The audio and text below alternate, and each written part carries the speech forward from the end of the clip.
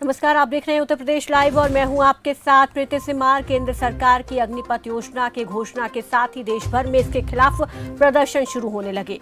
उत्तर भारत के कई हिस्सों में हिंसक प्रदर्शन हुए, जिसका सबसे ज्यादा असर बिहार में दिखा और वहीं विपक्षी दलों ने भी इस योजना को लेकर सरकार को घेरा, युवाओं का समर्थन करते हुए देश भर में प्रदर्शन किए। लेकिन अब इन सब के बीच जब से भर्ती के लिए रजिस्ट्रेशन शुरू हुए हैं, तब से भारी संख्या में अग्निवीरों ने आवेदन किया है। बता दें कि 24 जून से वायुसेना के लिए आवेदन शुरू हुए, जिसके तहत 29 जून तक 2 लाख से ज्यादा युवाओं ने आवेदन किया और ये आंकड़ा और भी बढ़ेगा, क्योंकि 5 जुलाई तक आवेदन की आखिरी तारीख है।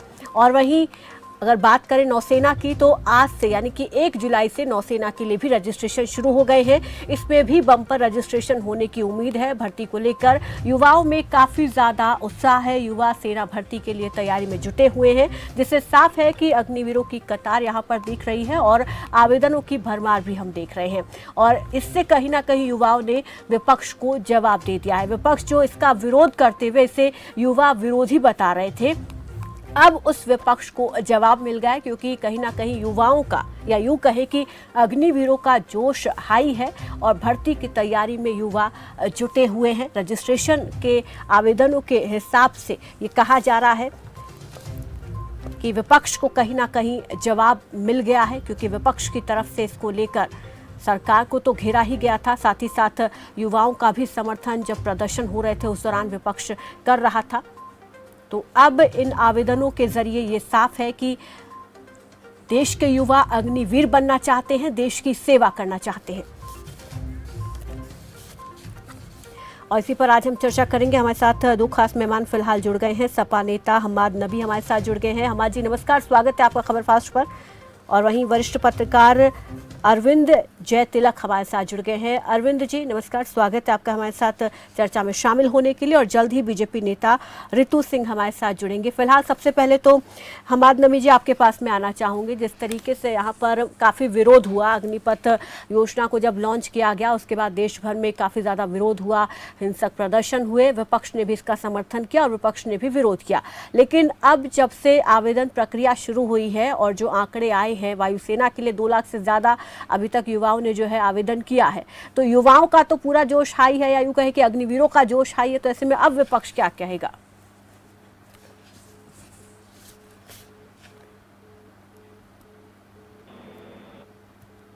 हूँ और आपका भी आभार व्यक्त करता हूँ। और उसके बाद मुद्दा यहाँ पर विपक्ष या पक्ष का नहीं है, मुद्दा यहाँ पर देश की सुरक्षा का है। मुद्दा भारत की सुरक्षा का है। अचानक रातों रात आप एक एक्सपेरिमेंट कर देते हैं और आप उस एक्सपेरिमेंट को लोगों के सामने लाकर रख देते हैं, क्योंकि भारतीय जनता पार्टी की सरकार की शुरू से एक कार्यप्रणाली रही कि आपका नाम जो बड़ा भारी भरकम लेके आते हैं, आप कोई भी योजना लेकर आते हैं, आप नाम लेकर आए अग्निवीर आप नाम लेकर आते हैं, बिना किसी एक्सपेरिमेंट के, बिना किसी एक्सपीरियंस के आपने एक योजना जो कि देश की सुरक्षा से जुड़ी हुई योजना है, आप उसको लागू करने का काम कर देते हैं।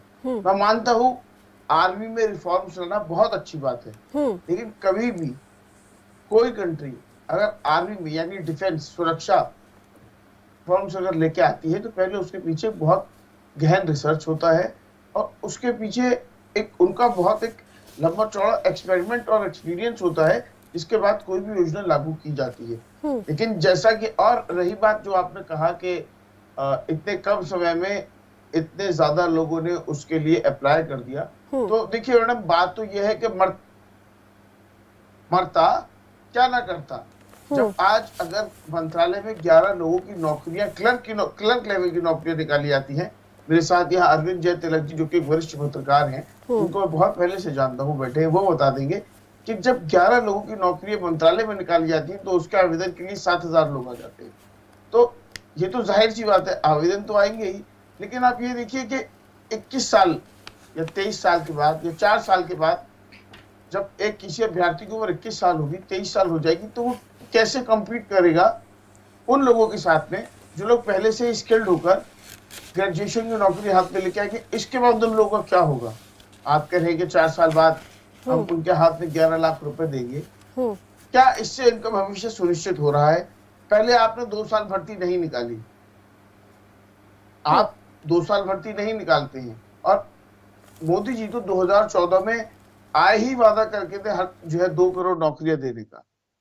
जब आप सत्ता में 2 करोड़ की नौकरी देने का वादा करके आते हैं, उसके बाद आप फिर इस तरह की ठेकेकरण वाली नौकरियां निकालते हैं, जिसमें हर साल 46,000 के करीब लोगों को नौकरी दी जाएगी, वो भी सिर्फ 4 साल के लिए।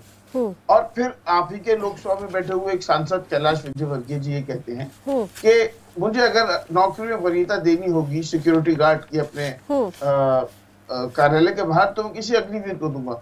आप ये देखिए कि उस आर्मी के जवान को सोचिए जो 4 साल, जिसके 6 महीने ट्रेनिंग में कट जाएंगे, साल में 3 महीने इसे छुट्टी मिलेगी। जब वो आर्मी की नौकरी करके 4 साल बाद बाहर निकलेगा तो उसे कॉम्पिटिट किन लोगों के साथ में करना होगा, जो कि एक बहुत एक्सपीरियंस, कुशल और बहुत सीखे हुए लोग होंगे जो ग्रेजुएशन अपनी करके आएंगे। उसके सामने जब वो नौकरी कर रहा होगा तो भी उसके दिमाग में यही टेंशन होगी कि 2 साल बाद, 3 साल बाद मुझे उन लोगों से कम्पीट करना है, मुझे फिर रोजगार की मंडी में उतरना है जहां करोड़ों लोग बेरोजगार बैठे हुए हैं। और नहीं, आज तो एक इसके रिपोर्ट लिए हमें ये ये कहा बता जा चुकी रहा है, है ना कि 4 साल बाद जो एक मुश्त राशि उनको मिलेगी वो कहीं ना कहीं उनको अपना खुद का बिजनेस स्टैब्लिश करने में मदद करेगी। मैडम, तो आप आर्मी के नौजवानों से चाहती हैं कि वो नौकरी करके आए, और फिर 11 लाख रुपए में आज कौन सा अच्छा बिजनेस स्टार्ट हो पाता है? आप भी इस बात को अच्छी तरीके से जानती हैं। 11 लाख रुपए में कौन सा एक 11 लाख रुपए में आज आप अपने लिए एक सपनों का घर नहीं खरीद सकते, और आप बिजनेस स्टार्ट करने की बात कर रहे हैं। ये किस तरह का छलावा है? दूसरी बात, आज जिस देश में 45 करोड़ युवा, जिस देश की युवा आबादी है 45 करोड़, जिसमें से युवा आबादी ये मान चुकी है कि अब हमें रोजगार मिलेगा ही नहीं, तो जरा सोचिए उन लोगों की तकलीफ को कि, और उन लोगों के आप दिल का कोशिश कीजिए। और मुझे लगता है कि मुझे ही नहीं, मेरे साथ आपको भी, और मेरे साथ जो यहाँ मौजूद मेरे बड़े भाई पत्रकार बैठे हैं, उनको भी इस चीज का सवाल आज सत्ता में बैठे हुए उन लोगों से करने की जरूरत है। उन लोगों से जरूरत है कि कैसे आप 4 साल की नौकरी दे रहे हैं, उसके बाद उन नौजवान, आपने कहा कि 10% रिजर्वेशन देंगे, लेकिन लिखित में किसी तरह की कोई बात कही नहीं गई है। मैडम, ये जुमलेबाजी जो है, आर्मी जुमलेबाजी से नहीं चलती है, देश चल सकता है। हमें सोचना चाहिए, एक फ्रेमवर्क तैयार करना चाहिए, एक मजबूत फ्रेमवर्क तैयार करके, हाँ, अगर ये चीज हम एक एज अ गिफ्ट देते, नियमित भर्तियां चालू रहती, और नियमित भर्तियों के साथ साथ अगर इन अग्निवीरों को एज अ गिफ्टेड नौकरियां निकाली जाती, तो उन लोगों के साथ ये न्याय होता जो पिछले 4 साल, 5 साल, 6 साल से। ठीक है, तब विपक्ष इस स्कीम का कहीं ना कहीं समर्थन करता अगर साथ ही रेगुलर भर्तियां भी चलती रहती। ठीक है, हमारे साथ, बिल्कुल मैडम, ठीक है, हमारे साथ यहाँ पर वरिष्ठ पत्रकार भी है अरविंद जयतिलक जी, आपके पास आना चाहूंगी। किस तरीके से आप देखते हैं, एक तरफ जब इसका ऐलान हुआ उस दौरान युवाओं की तरफ से जो प्रदर्शन किया गया, अभी भी कहीं ना कहीं प्रदर्शन इसको लेकर हो रहे हैं, लेकिन दूसरी ओर भर्ती प्रक्रिया शुरू होते ही आवेदन भारी मात्रा में हो रहे हैं, एक तरीके से बम्पर जो है आवेदन यहाँ पर युवाओं की तरफ से किए जा रहे हैं, तो इसको लेकर क्या कहेंगे, किस तरीके से देखते हैं इसे? प्रीति जी, देखिए, इस मसले को हम लोग 3-4 आयामों से देख सकते हैं। भारत एक लोकतांत्रिक देश है, स्वाभाविक रूप से धरना, प्रदर्शन, सत्याग्रह जो है तंत्र के आधार होते हैं। अगर किसी को भी सरकार की जो पॉलिसी है, योजनाएं हैं, उसको लेकर एतराज है तो अहिंसात्मक ढंग से उसके खिलाफ प्रदर्शन कर सकता है। लेकिन जिस तरह से आपने देखा कि पूरे भारत में जो है अग्निपथ योजना का विरोध हुआ, हिंसक प्रदर्शन हुआ, सरकारी संपत्ति का नुकसान हुआ, यह अत्यंत ही निंदनीय है और किसी भी एंगल से यह जो है राष्ट्रभक्ति का सबूत नहीं हो सकता। हमें चिंता उन नौजवानों की है जिनके ऊपर उस दरमियान जो घटनाक्रम के तहत FIR दर्ज हुए, अब रजिस्ट्रेशन उनका नहीं हो पाएगा क्योंकि वे जो है हिंसा में शामिल है। अब सवाल ये उठता है कि उनको उकसाने वाले, बरगलाने वाले अब उनके करियर को लेकर के कितना चिंतित है। देखिए, राजनीति तो अपना मकसद हासिल कर लेती है, लेकिन जो लोग राजनीति की चक्की में पीछे जाते हैं उनका करियर जरूर तबाह हो जाता है। अब दूसरी महत्वपूर्ण बात की, क्या वाकई में जो नौजवान है वो भी इस योजना को लेकर के उनके अंदर जो है सरकार की नीतियों को विरोध के जो प्रस्तावना है क्या छिपा हुआ है? इससे इनकार हम नहीं कर सकते। स्वाभाविक रूप से कोई भी जब सरकारी नौकरी में जाता है तो उसकी इच्छा होती है कि जो परंपरागत हमारे यहाँ 30 साल 25 साल जो कुछ भी क्राइटेरिया निर्धारित है उसको पूरा करे, पेंशन लेकर के आए। लेकिन आपको हमको यह भी ध्यान रखना होगा कि दुनिया में जो सामरिक जो परिस्थितियां हैं तेजी से बदल रही हैं और उसके हिसाब से जो है अपने सेना का भी जो है आधुनिकीकरण के साथ साथ जो एक नवीनीकरण, विशेष रूप से जो सेना को कहा जाता है कि जो औसत आयु जो 26 साल की जहां होती है वो ज्यादा ताकतवर होती है। चाहे वो कारगिल युद्ध से लेकर के देख लीजिए या जब 1971 का युद्ध हुआ था, भारत पाकिस्तान और बांग्लादेश नया बना था, उस दरमियान देख लीजिए ज्यादा कामयाब रहे। मैं यह नहीं कहता हूं कि सरकार ने यह कदम उठा करके 4 साल का कर करके बहुत अच्छा किया है, लेकिन इसको अभी से मान लेना कि ये पूरी तरह से गलत है, उचित नहीं होगा। मैं उदाहरण देता हूं, जब इंदिरा गांधी जी बैंकों का रिफॉर्म की कोशिश की गई है, आर्मी को यंग आर्मी बनाने की कोशिश यहाँ पर की जा रही है, लेकिन हमाद जी कह रहे हैं कि सुरक्षा के लिहाज से अगर देखा जाए तो ठीक नहीं है।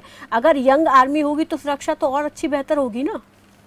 हाँ देखिए, हमाद जी की चिंता मैं समझ रहा हूँ, लेकिन उन्हें ध्यान रखना होगा, पढ़े लिखे प्रवक्ता विद्वान प्रवक्ता है, दुनिया के कई देश, स्विट्जरलैंड से लेकर रूस है, इजराइल है, तुर्की है, दक्षिण कोरिया है, ब्राजील है, तमाम ऐसे देश हैं जहाँ पे जो सैन्य सेवा है अनिवार्य किया गया है और कम से कम जो है 6 महीने से लेकर के 3 साल 4 साल तक जो है सभी के लिए अनिवार्य, आप उससे वंचित नहीं रह सकते। कारण उसका क्या है, क्या आप इसको कह सकती है कि जो लोग सैन्य प्रशिक्षण लेकर जाते हैं अपने देश में, क्या इजराइल के लोग जो सैन्य प्रशिक्षण लिए हैं नौजवान, वो अपने देश के खिलाफ काम करेंगे? क्या वह जो समाज के खिलाफ काम करेगा? स्विट्जरलैंड तो विकसित देश है ना, दुनिया का स्वर्ग कहा जाता है, वहां पर भी जो सैन्य शिक्षा अनिवार्य है, एक 3 साल 4 साल 2 साल जो कुछ भी निर्धारित हुआ है, तो क्या हम कहेंगे कि उनको जो प्रशिक्षण दिया जाता है वो बाद में नौजवान जो है देश अपने समाज के खिलाफ काम करते? देखिए इससे हम लोग सहमत नहीं हो सकते। हाँ, ये इसमें सुधार होनी चाहिए। मैं इस चीज का प्रबल समर्थक हूँ कि जिन लोगों को उसमें शामिल किया जाए उनको जो है परमानेंट रखा जाए। उसमें जो केवल 25% रखने की बात हुई है, मैं चाहूंगा कि 100% लोगों की सरकार जिम्मेदारी ले, अगर नहीं भी लेती है तो 25% के बाद जो 75% है उनकी नौकरी जो अर्धसैनिक बल है उनमें सुनिश्चित करें। लेकिन उसके लिए अलग अलग जगहों पर अलग अलग फोर्सेस में दोबारा से आरक्षण रिजर्वेशन देने की बात यहाँ पर की जा रही है। वापस लौटूंगी आपके पास, हमारे साथ बीजेपी नेता रितु सिंह जुड़ गई हैं। रितु सिंह नमस्कार, आपका स्वागत है इस चर्चा में। और जिस तरीके से अब यहाँ पर आवेदन प्रक्रिया शुरू हो गई है, भारी मात्रा में युवा जो हैं आवेदन भी कर रहे हैं, तो क्या लगता है कि विपक्ष का जो विरोध था उसको अब जवाब मिल गया है? बिल्कुल सही कह रहे हैं कि इसका जवाब मिल गया, क्योंकि ये योजना जो अग्निवीर पुत्र अर्जुन बनने की है वो एक नवयुवक जो लोग हैं उनके लिए, एक उनके सुनहरे भविष्य के लिए ऊंची उड़ान है। क्योंकि आप देखिए, जब बच्चे 12वीं करके निकलते हैं और कई बार हम किसी चीजों में नहीं जा पाते, कहीं पैसों की वजह से कि, लेकिन अग्निपथ ये योजना है जिससे कि हम अपने भविष्य को उज्जवल भविष्य की ओर ले जा सकते हैं। ये एक बहुत अच्छी योजना है। इसमें सरकार ने जो 25 का वादा किया है, अदर 70% जो लोग होंगे उनको अदर सेक्टरों में जॉब दी जाएगी, ये भी एक बड़ी पहल है। लेकिन हमाद जी कह रहे हैं, सपा प्रवक्ता जो हमारे साथ हैं वो कह रहे हैं कि ये तो केवल जुबानी बात है, जुमला हो सकता है, लिखित में तो कोई यहाँ पर किसी को कोई श्योरिटी नहीं है। लिखित में तो किसी राज्य सरकार ने या किसी ने भी नहीं कहा कि इनको यहाँ पर आरक्षण दिया जाएगा, यहाँ पर उनको नौकरी दी जाएगी। देखिए, आप एक बात मानिए, क्या 100% लोग इस देश में सरकारी नौकरी करते हैं? उसमें सरकार ने योजनाएं बनाई हैं कि आप जब 4 साल बाद मैंने उन्हीं लोगों की बात की जो आर्मी में नौकरी कर रहे हैं, जो आर्मी में नौकरी करेंगे, 4 साल अग्निवीर की नौकरी करेंगे, उनका क्या लिखित में कहीं से कहीं तक 10% रिजर्वेशन देने की बात अभी तक किसी भी प्रदेश की सरकार ने की है या नहीं की है? किसी भी सेक्टर में वो जाए, उससे अपना बिजनेस खोल सकता है। और सरकार ने तो वादा किया है, बड़ी बड़ी नौकरियां उनको मिलेंगी, बड़ी बड़ी जगहों पे उनको रखा जाएगा। ऐसा नहीं है कि सरकार कह रही है तो सारी बातें झूठ है। अब सपा सरकार है, राजनीतिक के लोग हैं, राजनीतिक के लोग तो आप जानते हैं कि कुछ भी कह सकते हैं, क्योंकि वो युवाओं के भविष्य से खेलना चाहते हैं, वो सरकार को नीचा दिखाना चाहते हैं। सरकार, लेकिन जब भी कोई सरकार आती है वो युवाओं के लिए, क्योंकि युवा जो है इस देश का भविष्य है, जो भविष्य को मतलब इस देश को तय करते हैं कि देश की रणनीति, देश का भविष्य क्या होगा। तो ये दूसरे राजनीतिक दलों की बातें युवाओं को नहीं सोचना चाहिए, युवाओं को आक्रोश नहीं करना चाहिए। उन्हें कम से कम अपने सुनहरे भविष्य के लिए ये योजना आई है उसका बेनिफिट उठाना चाहिए। नहीं, ये योजना कोई जो आवेदन हो रहे हैं वो तो भारी मात्रा में आवेदन हो रहे हैं, युवा बढ़ चढ़कर हिस्सा ले रहे हैं, लेकिन जिस तरीके से हमारे जी कह रहे हैं कि मरता क्या ना करता, अगर 1-2 पोस्ट भी निकालते हैं तो उसके लिए भी हजारों की संख्या में आवेदन आ जाते हैं। देखिए ऐसा नहीं है, अगर किसी की इच्छा होती है मतलब कि सरकारी नौकरी में जाने की, ये तीनों सेनाओं से जोड़ा गया है, तो ये कोई छोटी मोटी बात नहीं है। इस पे आवेदन पत्र आ रहे हैं तो युवा इससे जुड़ना चाहते हैं ना, इतनी बड़ी तादाद में लोग फॉर्म भर रहे हैं तो इसका मतलब इस योजना से वो जुड़ना चाहते हैं अग्निपथ से। तो ये भी राजनीतिक दल है, उनकी सत्ता में नहीं है, उनको तो कुछ कहना है कि देश में उन सरकारों की, उत्तर प्रदेश सरकार हो या पूरे देश की सरकार हो, कि किस तरह इनकी कमियां निकाले जाए। और नहीं, उनका तो काम है ना, उनका काम है, वो अपना काम कर रहे हैं, लेकिन आप सरकार में तो जवाबदेही आपकी भी है ना कि आप किसी को श्योर कैसे करेंगे। देखिए भ्रमित होने की, युवाओं को भ्रमित नहीं होना चाहिए, उन्हें जोड़ा जा रहा है, उनके लिए बेनिफिट है। 4 साल में अगर मैं कहती हूँ आप इस योजना से नहीं जुड़ेंगे, क्या गली के कोने पे बैठ के, सड़क पे बैठ के अपने 4 साल वेस्ट करेंगे, या क्या कहते हैं किसी चीज से जुड़ के आप उसका लाभ लेना चाहेंगे? 4 साल जिंदगी के सबसे पहले तो मैं एक बात आपको ये बता देना चाहता हूँ, जो चीजें होती है ना वो होते हैं 4 साल सुनहरे जीवन के लिए, सुनहरे भविष्य के लिए एक ऊंची उड़ान भी दे सकते हैं अगर आप किसी अच्छी चीजों, योजनाओं से आप जुड़ते हैं। और सरकार एक मुखिया के रूप में आपके लिए काम करती है, वो हमारे मुखिया हैं और हम उनका परिवार है। जब मुखिया परिवार के लिए सोचता है तो वो मुझे लगता है कि कुछ अच्छा ही सोचते होंगे, इसलिए लोग आवेदन कर रहे हैं। इसीलिए भर्ती के लिए आप देख रहे हैं कि मैडम आप लंबी लाइन। मुखिया व्यापारियों के लिए जीएसटी लाए, वो व्यापारियों की समझ में नहीं आया। आप किसानों के लिए, अब मैंने बोलने दीजिए, देखिए बोलने दीजिए, मैं बीच में नहीं बोला। आप किसानों के लिए आपने किसानों के वो किसानों की समझ में नहीं आती है। डिबेट है, हम उस पर बात करें। ये आप लोग युवाओं के साथ क्यों खिलवाड़ कर रहे हैं? क्यों उनमें आप खिलवाड़ कर रहा हूँ या आप लोग खिलवाड़ कर रहे हैं? सर आप एक बात बताइए, मैडम देखिए, आप राजनीति मत करिए, युवाओं के भविष्य से मत करिए। मेरी आपसे ठीक है, मुझे अपनी बात कहने देंगे, नहीं कहने देंगी, मुझे आप अपनी बात कहने देंगे, नहीं कहने देंगी के लिए आप अपनी राजनीति की रोटियां सेकने के लिए। अरे मैडम देखिए, हाँ मैं आपकी परेशानी समझ सकता हूँ, मैं आपकी परेशानी समझ रहा हूँ। ठीक है, सुनिए ऋतु जी, बस सुनिए वो क्या कह रहे हैं। ऋतु जी सुनिए एक बार, ठीक है। आप भी जानती हैं, मैं भी जानता हूँ कि आप लोग अपने सर्वोच्च लीडर के सामने अपनी मांग नहीं रख सकते, या आपको भी पता है कि ये चीज अच्छी नहीं है। लेकिन भारतीय जनता पार्टी में कोई भी चाहे कार्यकर्ता हो, वो नरेंद्र मोदी जी, अमित शाह के किसी भी फैसले के आगे सकता। अभी अरविंद जय तिलक जी ने जैसे कहा कि मुझे जो है देश की सुरक्षा की बात मैंने की, और मैंने कहा कि वो आने वाले वक्त में युवा ये करेंगे, मैंने इस तरह की बात नहीं की। आप अपनी बात को मेरे वक्तव्य में ना डालें, मेरे मुंह में आप अपनी जबान ना डालें। सबसे पहले तो माननीय पत्रकार जी से मेरा ये निवेदन है, मैंने कहीं से कहीं तक नहीं कहा कि युवा 4 साल की नौकरी करने के बाद गलत राह पर चले जाएंगे। मैंने कहा कि 4 साल की नौकरी करने के बाद आगे उनका भविष्य क्या होगा। और बहुत अच्छी बात है सेना का आधुनिकीकरण होना, आर्मी में रिफॉर्म्स आना, बहुत अच्छी बात है, लेकिन कोई भी फैसला रातों रात लिए जाना बहुत गलत होता है। रशिया की भी 45 लाख की आर्मी हुआ करती थी, 4.5 मिलियन। मैडम बात करने दीजिए, मैं आंकड़ों में बात करता हूँ, मैं आंकड़ों में बात करता हूँ, मैं हवा में घुमा फिरा के बात नहीं करता हूँ, मैं आंकड़ों में बात करता हूँ। बात सुनिए, नहीं 15 साल 15 लाख पढ़े लिखे वाली बात सुनिए, अरे बात सुनिए, आप नहीं सुनेंगी, आप अपना रोजगार भी कर सकते हैं, आप दूसरे जॉब में भी जा सकते हैं। सर आप खिलवाड़ मत करिए। रुकिए ऋतु जी, बार रुकिए, उनकी बात पूरी हो जाने दीजिए। ऋतु जी ऐसा है ना, देखिए ऐसा है, भारतीय जनता पार्टी के कोई भी लोग जो आते हैं या कोई भी योजना आती है तो ऐसा लगता है पूरी भारतीय जनता पार्टी नहीं। वो तो ऋतु जी जरा बताएं कि रातों रात इस योजना का प्लान करके इसका ऐलान कर दिया गया। हमारे जी कह रहे हैं कि एकदम से कोई रातों रात में कोई योजना लॉन्च कर दी गई। रशिया में भी रिफॉर्म्स आए, रशिया ने भी अपनी आर्मी के साथ रिफॉर्म किए, आधुनिकीकरण किया। 45 लाख की आर्मी का भी हुआ करती थी। हैं तो ये लोग हम पे इल्जाम लगाते हैं कि कोई योजना नहीं लाते, लोगों के लिए सरकारी नौकरी नहीं लाते। नहीं, वो कह रहे कि रातों रात योजना बनाई जाती है, लॉन्च कर दी। क्या रातों रात में बनी है? क्या पहले से इसके लेकर विचार नहीं चल रहा था सेना के रिफॉर्म को लेकर? देखिए जो भी योजना बनती है उसमें पूरा विचार होता है, उसमें पूरा विचार किया जाता है और तब योजनाएं लॉन्च होती है।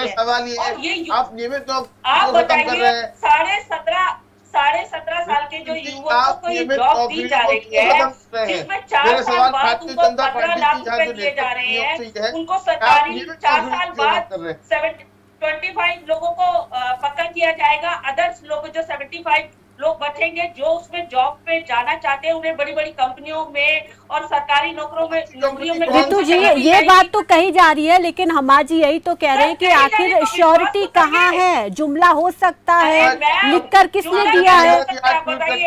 लिखकर किसने दिया है? इतनी बड़ी कंपनी के मालिक विश्वास करने क्या आप बोलने की बात नहीं सुनी। क्या जो चीजें कही जाती हैं वो धरातल पर पूरी हो जाती हैं? आप अच्छी तरह जानते होंगे कि मैं भाजपा की किस तरह की 2 करोड़ नौकरियों का वायदा लेकर नरेंद्र मोदी जी सत्ता में आए थे। 2 करोड़ नौकरियों का वायदा लेकर इतनी नौकरियां अब तक मिली। ठीक है, रुकिए वरिष्ठ पत्रकार जी का रुख कर लेते हैं। ठीक है, लोगों को नौकरियां मिली, ठीक है। आंकड़े बताएं मुझे। अरविंद जी, जिस तरीके से बात कही जा रही है, अमाज जी बार बार इस चीज को उठा रहे हैं कि श्योरिटी कहाँ है, लिखकर किसने दिया? क्योंकि ऐसे तो चुनावी वादे तमाम तरीके के हम देखते हैं, पार्टियों के बड़े बड़े वादे दावे होते हैं, लेकिन वो सारे तो पूरे नहीं होते हैं। बिल्कुल, देखिए पहले तो हमाद जी को मैं बता दूं कि मैंने ये नहीं कहा कि हमाद जी आपने ये कहा कि जो प्रशिक्षित सैन्य कर्मी होंगे वो समाज के लिए, या आप बिल्कुल नहीं कहे इस बात को, लेकिन समाज में इस तरह की बातें जो है जो विपक्ष है उठा रहा है, और मैं इसको गलत भी नहीं मानता हूँ। बिल्कुल आपने नहीं कहा। जी, ठीक है हमाद जी, आपने नहीं कही, लेकिन विपक्ष की तरफ से जब पहले शुरू हुई थी ये बात, तब उस दौरान इस तरीके की बातें कही गई थी। जी हाँ, नहीं, और मैं इसे अनुचित भी नहीं मानता हूँ, ये एक चिंता का विषय है, लेकिन यह कहना कि यह रातों रात ये लॉन्च किया गया है, मैं इसे मानने के लिए तैयार रहूं। एक राष्ट्र जिसके चारों तरफ जो शत्रु देश हो, चीन जैसा ताकतवर देश हो, और जो हमेशा जो है देख रहे हैं कि सीमाओं का अतिक्रमण कर रहा है, पाकिस्तान जो प्रायोजित आतंकवाद के जरिए जम्मू कश्मीर से लेकर के देश में, अभी देखिए राजस्थान में जो नेक्सस उजागर हो रहा है, क्या आपको लगता है कि भारत राष्ट्र का जो मुखिया है या भारत राष्ट्र की जो सेना है या उसके जो कर्ता धर्ता है रातों रात किस तरह का लॉन्च करके अपने राष्ट्र को कमजोर करने का काम करेंगे? एक नासमझ व्यक्ति भी इसको स्वीकार नहीं कर सकता। हाँ, यह एक नवीन प्रयोग है, लेकिन यह प्रयोग भारत के संदर्भ में है, लेकिन वैश्विक स्तर पर आप देखें तो मैंने तमाम देशों का उदाहरण गिनाया। हाँ, ये चिंता का जरूर है बात कि अगर 75% जो लोग 4 साल के बाद रिटायर होंगे वो समायोजित कहाँ किए जाएंगे। रही बात कि तमाम राज्यों ने कहा कि हम अपने सैनिक बल है उसमें देंगे, तो उसमें एक रिजर्वेशन का सवाल तकनीकी तौर पर उठता है कि 50% से अधिक रिजर्वेशन तो आप जिसका हिस्सा काटेंगे तो लेकर के उसको कहीं ना कहीं जो नाराजगी उपजेगी। पहली चीज देखिए, भारत में इस तरह के कई तरह के प्रयोग हुए हैं। मैंने अभी कहना चाहे आपसे कि जब जो भारत के जो बैंक थे, जब इंदिरा गांधी ने राष्ट्रीयकरण किया तो देश भर में विरोध हुआ कि सरकार जो है बैंकों पर कब्जा करना चाहती है, लेकिन आज देखिए वो कितना महत्वपूर्ण काम हुआ। दूसरी चीज, राजीव गांधी जी जब कंप्यूटर लाए तो पूरा बीजेपी से लेकर के तमाम नेता उस समय इसका विरोध किया कि जो लोगों को रोजगार मिलता था 10 लोगों के बराबर एक कंप्यूटर काम करेगा। आज देखियो कंप्यूटर कितने लोगों को रोजगार दे रहा है। तो इस तरह के प्रयोग जो है मान बैठना कि पूरी तरह से गलत होंगे, मैं इसको कतई स्वीकार नहीं करता हूँ। हाँ, जहां तक सुरक्षा की बात है तो निसंदेह जो है भारत सरकार इसको बहुत ही गंभीरता से लेगी, और जो नौजवान है उनको ऐसा नहीं है कि उनको जो है सड़क पर छोड़ रही है। 12 लाख रुपए तेरी बताइए, हम आप पत्रकारिता में काम करते हैं, एक संस्थान को छोड़ते हैं तो कितने रुपया मिलता है, या वहां ज्वाइन करते हैं तो क्या कभी कुछ होता है? प्राइवेट सेक्टर में तो एकदम बिल्कुल नहीं ना है। आप देखिए बीटेक किए हुए लाखों लड़के जो कंपनियां बदलते रहते हैं। मैं ये नहीं कहता हूं कि सरकार का कदम जो सर्वथा उचित ही है, लेकिन इसे कतई अनुचित भी नहीं कहा जा सकता। जी ठीक है, हमारी तो कोई रिफॉर्म अगर करने की कोशिश की जा रही है तो उसको एक्सेप्ट किया जाना चाहिए। हाँ जी बिल्कुल, मैं मानता हूँ, बिल्कुल एक्सेप्ट करना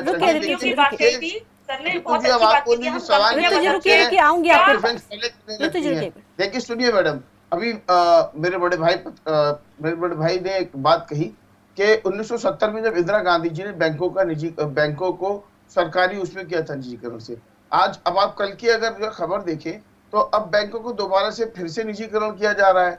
अब थोड़े दिन में हो सकता है आप सुने स्टेट बैंक ऑफ इंडिया की जगह जो है, या बैंक ऑफ बड़ौदा की जगह bank of Ambani, bank of Adani, bank of Tata हो जाएगा। ठीक तो है, ये किस तरह से निजीकरण क्यों किया जा रहा है?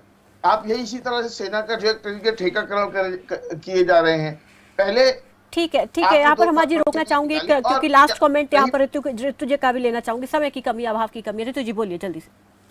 देखिए, मैं ये कहती हूँ कि युवाओं को इस योजना से जुड़ना चाहिए, इसका लाभ लेना चाहिए, लोगों के बातों में नहीं आना चाहिए। राजनीतिक पार्टियों का काम है राजनीति करना, और वो युवाओं के, और उनसे भी मेरी अपील है कि वो राजनीति ना करें, युवाओं के भविष्य से ना खेलें, क्योंकि ये एक उनके सुनहरे भविष्य को दर्शाता है, उन्हें एक नई उड़ान देता है। सरकार उनके लिए अगर कोई योजना लाई है तो वो उनको नेचुरल बात है लाभ है। और 4 साल में जो इतनी बड़ी रकम 15 लाख रुपए उनको दिए जा रहे हैं, ये कम नहीं है। 15 लाख रुपए आम आदमी, ठीक है, तो शायद युवा समझ रहे हैं इस चीज को और इसलिए आवेदन भी कर रहे हैं। बिल्कुल, यहाँ पर अब युवा शायद इस चीज को समझ रहे हैं, जो पहले नहीं समझ पा रहे थे, उस वजह से कई विरोध प्रदर्शन भी। जल्दी से अमाजी, जल्दी से। मैडम, बस मैं इतना कहना चाहता हूँ कि एक जिम्मेदार नागरिक होने के नाते आज हर किसी को भारत की भलाई और भारत का भविष्य कैसा होगा ये सोचने की जरूरत है। और जिस तरह से आज भारतीय जनता पार्टी काम कर रही है, आज का युवा बेरोजगार है, किसान परेशान है, चाहे समाज का कोई भी सर, ये आपका जो नारा है ना, ये बहुत पुराना हो गया है। इसे चैनल पे ठीक है, बिल्कुल रोकना चाहूंगी, माफी के साथ रोकना चाहूंगी दोनों का। शुक्रिया अदा करना चाहूंगी आप सभी मेहमानों का हमारे साथ जुड़ने के लिए, इस चर्चा में शामिल होने के लिए। तो अग्निपथ योजना के लॉन्च के बाद विरोध जरूर हुआ, लेकिन उसके बाद जिस तरीके से उसमें थोड़े चेंजेस किए गए और चीजें समझाई गई, तो उसके बाद अब युवा जो है भारी मात्रा में आवेदन कर रहे हैं। 24 तारीख से वायुसेना के लिए 2 लाख से ज्यादा आवेदन हो चुके हैं, हालांकि आंकड़ा और बढ़ेगा। और वहीं आज से नौसेना के लिए भी आवेदन प्रक्रिया जो है वो शुरू हो गई है। तो कहीं ना कहीं युवा अब इस योजना को अपना रहे हैं और इसी के तहत यहाँ पर हम देख रहे हैं कि आवेदन भी कर रहे हैं। अब आगे इस योजना के तहत भर्ती हुए युवा किस तरीके से भारतीय सेना को एक नया रूप देंगे, ये देखने वाली बात होगी। लेकिन फिलहाल कहीं ना कहीं अब इस योजना को युवा अपनाते हुए जरूर दिखाई दे रहे हैं। तो चलिए, उत्तर प्रदेश लाइव में मेरे साथ बस इतना ही। दीजिए इजाजत, नमस्कार।